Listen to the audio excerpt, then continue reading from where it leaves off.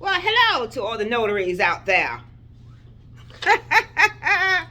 Yes, yes, in that notary space, for I am one as well.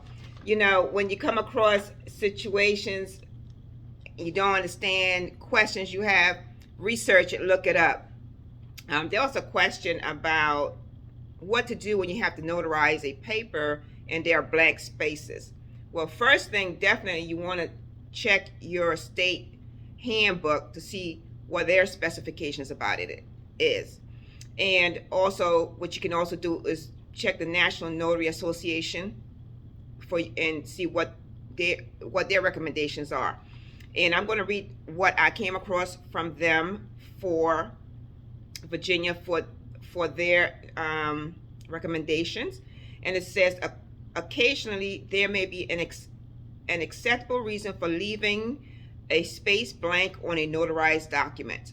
Sometimes, for example, a paper requiring more than one signature must be circulated to collect the separate signatures and notarial certificates. So I'm gonna put a pin right here. I did come across that sometimes when there's different documents. There's family members on a document, and they're in different states, and they'll bring the document to me to notarize for the family member that's in this state, and I would notarize that portion for that family member. So I've come across this as well. Such a document date of signing space may be left blank until the final signature is affixed. In such situations, the notary should record in the journal the reason the space was left blank. So I'm put a pin right here. That's the importance of having a journal. Okay, at this point in Virginia, it's not mandatory, but it's recommended. I keep a journal. It's good practice. Other documents such as adoption papers and recordable instruments may have blank spaces that must be filled in later. For instance, a recordable document should not be regarded as incomplete just because the box labeled reserved for use by a recorder is empty. This information can only be completed after the notarized document has been recorded. In all other cases, it is an NNA recommended best practice, if not a requirement of state law, for a notary to ask that all blank spaces in a document's text be filled in before a notarization is performed.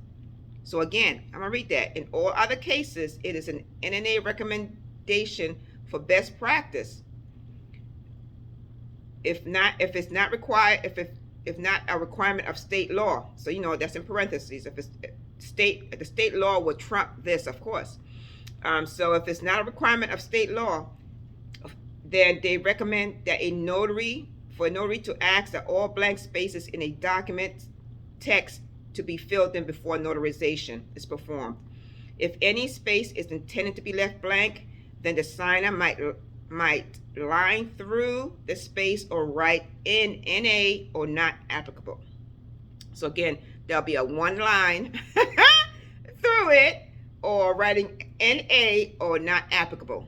Okay? And again, this is the information from NNA. Of course, do your own research, because you want to be able to put your best foot forward. Always cover yourself and do what's right, so you could go ahead and continue to grow your business.